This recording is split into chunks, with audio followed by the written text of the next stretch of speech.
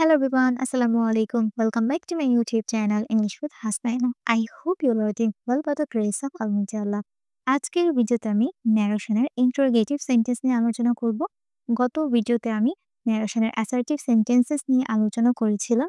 যাদের অ্যাসার্টিভ সেন্টেন্সের সমস্যা আছে তারা ভিডিও ফার্স্ট পার্টটা দেখে নেবে। আজকের ভিডিওতে আমরা ইন্টারোগেটিভ সেন্টেন্স নিয়ে আলোচনা করব। ভিডিওটা একদম শুরু থেকে শেষ পর্যন্ত দেখার চেষ্টা করবেন যাতে কোনো কিছু মিস না হয়ে যায়। ইন্ট্রোগেটিভ সেন্টেন্সে সাধারণত দুটো রুলস ফলো করলেই হয়ে যাবে। ফার্স্ট এটা হচ্ছে WH ওয়ার্ড দিয়ে যখন প্রশ্ন করা হয় সেটা, আর একটা হচ্ছে যখন ইয়েস নো কোশ্চেন্স করা হয়। ওকে, ফার্স্টে আমরা WH ওয়ার্ড দিয়ে প্রশ্ন করলে কিভাবে অ্যান্সার করতে পারি সেটা শিখবো।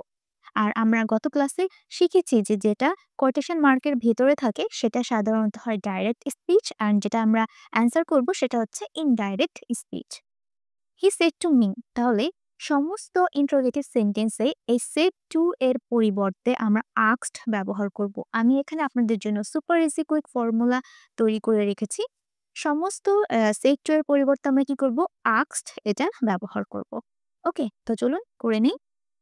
হি সেড টু মি, তাহলে কি হবে, হি আস্কড মি। এখন কি হবে, এই কমার পরিবর্তে আমাদেরকে কোনো কিছুই করা লাগবে না, কারণ এখানে আমরা WH ওয়ার্ড দিয়ে প্রশ্ন করেছি। যখন আমরা WH ওয়ার্ড দিয়ে প্রশ্ন থাকে, যেমন what, where, why, when, who, how, এগুলো যদি থাকে তাহলে আমরা কি করব, দ্যাট তো ব্যবহার করবই না, আমরা ইফ এটাও ব্যবহার করব না। যা আছে সেটাই আমরা ডাইরেক্টলি লিখে ফেলবো। তাহলে এখানে কি হবে, হি আস্কড মি, তারপর কি আছে, ওয়্যার, আমরা এখানে ওয়্যার দিব। ওকে, হি আস্কড মি ওয়্যার। এখানে কি আছে, ডু ইউ লিভ। ওকে, একটা জিনিস মাথায় রাখবেন, WH ওয়ার্ডের পরে আমাদেরকে সাবজেক্ট ব্যবহার করতে হবে।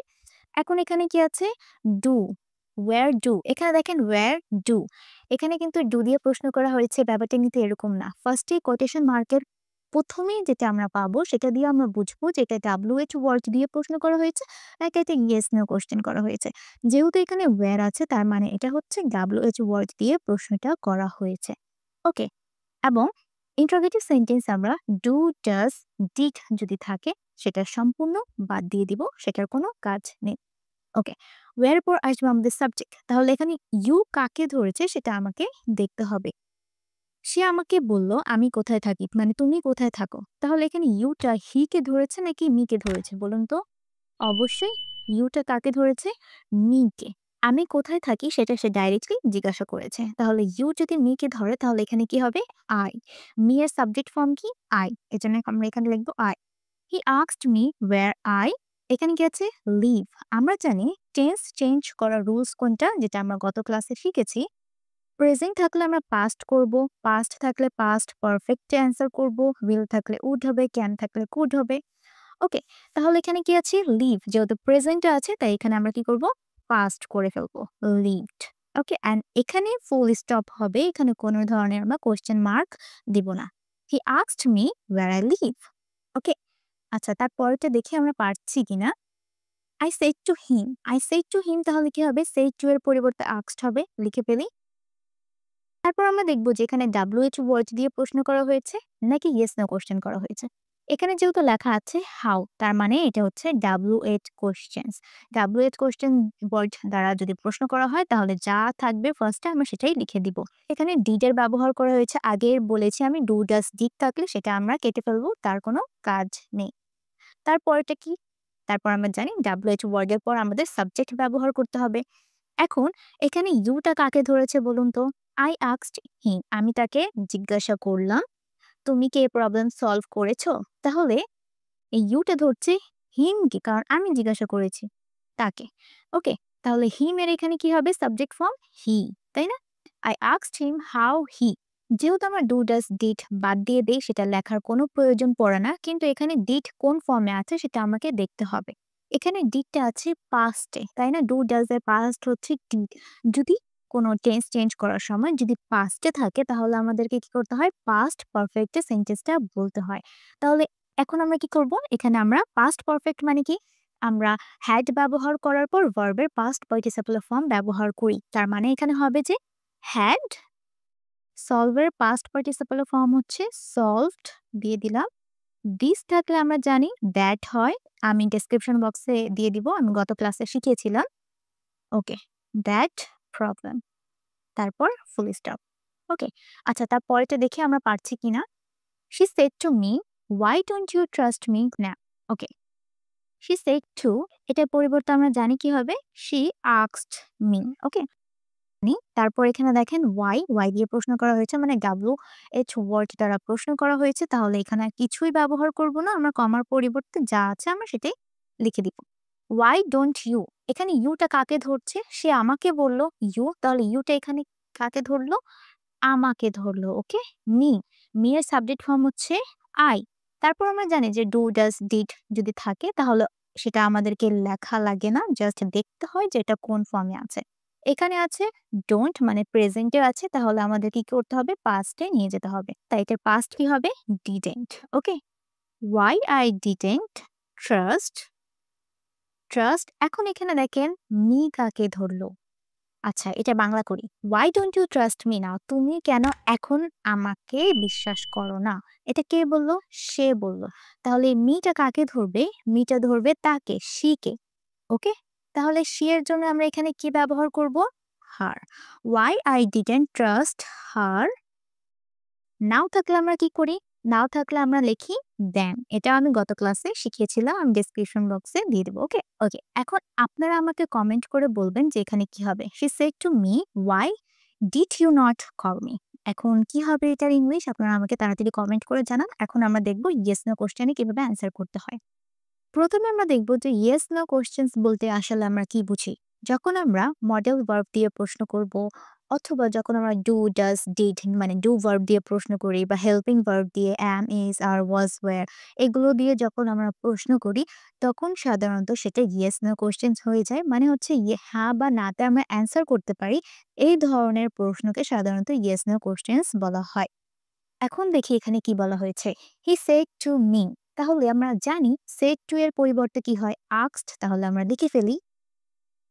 এখন যেহেতু এখানে ডু দিয়ে প্রশ্ন করা হচ্ছে তার মানে আমরা বলতে পারলাম যে এটা হচ্ছে ডু ভার্ব দিয়ে প্রশ্ন করা হয়েছে, তার মানে এটা হচ্ছে ইয়েস নো কোশ্চেনস। তাহলে ইয়েস নো কোশ্চেনস এর জন্য আমরা এই রুলসটা ফলো করব, আমরা কমার পরিবর্তে ইফ বসাবো। কমার পরিবর্তে কি হবে? ইফ, এটা আমাদেরকে ইউজ করতে হবে। এখানে দেখেন কমা আছে না, এটার পরিবর্তে আমরা এখানে ইফ এটা দিব। ওকে, he asked me if.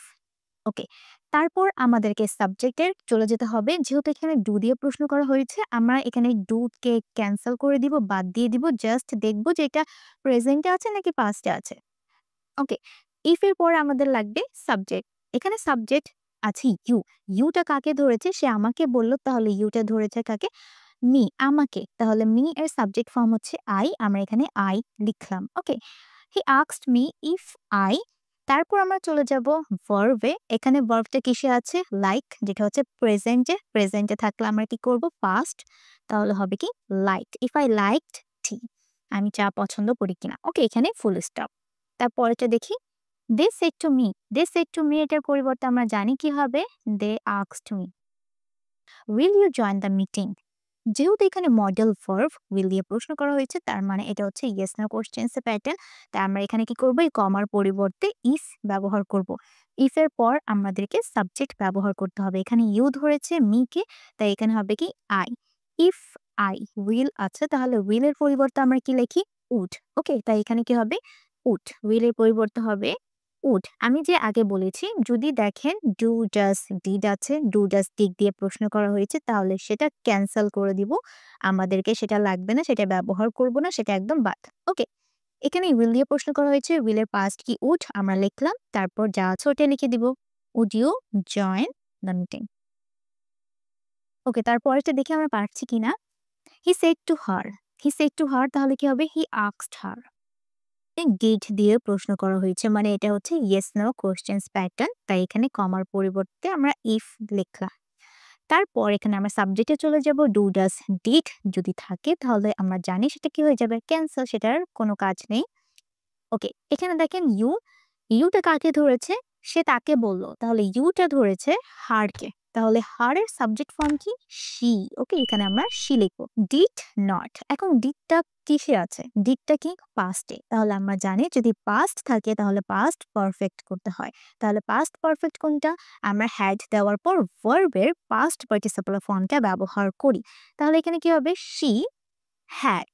She had, যেহেতু এখানে নট আছে নেগেটিভ সেন্টেন্স তাই হ্যাড এর পর নট হবে। She had not understand, understand এর পাস্ট পার্টিসিপল ফর্ম হচ্ছে আন্ডারস্টুড। Okay, understood. ওকে, একটু কি আমরা বুঝলাম? She had not understood my letter. মাইটা ধরলো কাকে? মাইটা ধরেছে হি কে। ওকে, হি। তাহলে হি এর আমরা অবজেক্ট ফর্ম কি পাবো? হিজ। ওকে, হিজ লেটার। ওকে, আশা করছি আমি আপনাদেরকে বুঝাতে পারছি। ওকে, হি সেড তাহলে কি হবে? He asked. যেহেতু এখানে কোনো অবজেক্ট নেই তাই আমরা জাস্ট কি লিখবো? He asked. তারপর এখানে দেখেন হ্যাভ দিয়ে প্রশ্ন করা হচ্ছে, তার মানে হচ্ছে এটা ইয়েস নো কোশ্চেন প্যাটার্ন, তাই এখানে আমাদেরকে ইফ ব্যবহার করতে হবে। He asked if. আচ্ছা, এখন ইউ কাকে ধরেছে? সাপোজ ইউ আমাকে ধরেছে, সে আমাকে জিজ্ঞাসা করলো। সে বলল, "তুমি কি দেখেছ?" তো তুমি বলতে এখানে ধরুন আমাকে জিজ্ঞাসা করলো, তাই এখানে আমরা আই লিখে দিলাম। ওকে? এখন এখানে দেখেন কি আছে? হ্যাভ। তাহলে হ্যাভ এর পাস্ট হি হ্যাড, আমরা এখানে হ্যাড দিয়ে দিব। আর এখানে সিন এর পাস্ট পার্টিসিপল এর ফর্ম আমরা জানি সিন হয়, তাই এখানে সিনটাই হবে। If I had seen my phone মানে কি? His phone. মাইটা কাকে ধরেছে? মাইটা ধরেছে হি কে। ওকে? তাহলে এখানে কি হবে? হি এর অবজেক্ট হিজ ফোন। আচ্ছা, ওয়েল অনেক সময় আমরা এই প্রশ্নতে কনফিউজড হয়ে যাই যে আসলে এটা কি দিয়ে প্রশ্ন করা হয়েছে? WH ওয়ার্ড দিয়ে নাকি ইয়েস নো কোশ্চেন দিয়ে? আচ্ছা, চলুন আগে এটা করি। হি সেড টু মি তাহলে কি হবে? He asked me. Do you know তুমি কি জানো? ওয়্যার হি লিভস কোথায় সে থাকে? এখন এটা কোন ধরনের কোশ্চেন? WH ওয়ার্ড কোশ্চেন নাকি ইয়েস নো কোশ্চেন? ফার্স্টে আমি বলেছিলাম যখন এই যে কোটেশন মার্কের ফার্স্টে যেটা থাকবে প্রথমে সেটা আমাকে ফলো করতে হবে। এখানে ডু দিয়ে কোটেশন মার্কের পরে কি আছে? ডু। তার মানে এখানে ডু ভার্ব দিয়ে প্রশ্নটা করা হয়েছে, মানে এখানে ইয়েস নো কোশ্চেন্স করা হয়েছে। তাই আমরা এখানে কি করব?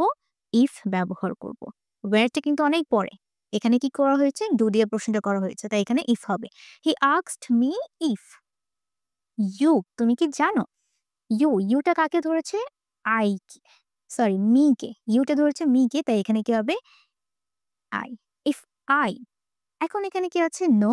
নোটা কোন টেন্সে আছে? টেন্স চেঞ্জ করা লাগবে আমাদের। নোটা আছে প্রেজেন্টে, তাই কি হয়ে যাবে? পাস্ট। নো এর পাস্ট হচ্ছে নিউ। আমরা লিখলাম এখানে নি।